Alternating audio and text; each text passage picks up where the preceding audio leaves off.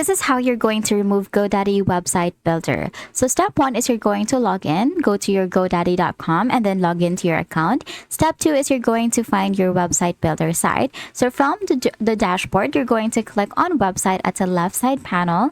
And then from here, you will usually see the three dots beside your plan. What you're going to do is you're going to select cancel renewal, which will stop website builder from auto renewing. Now, if you want to remove the actual site, just click on delete, and then once you hit on delete, it will ask you to confirm, because once you delete all of the products in your GoDaddy website, it is not retrievable, although you still have time in your subscription left. So just make sure that you are ready to delete it and confirm it.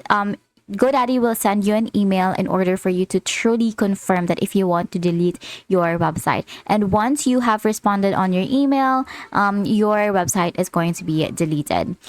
Also, if you stop your renewal process, your website builder plan will add at the next billing cycle or immediately if you delete the site. And that's it. That is how you're going to remove GoDaddy website builder. If you found this video helpful, then please don't forget to like the video and subscribe to the channel for more.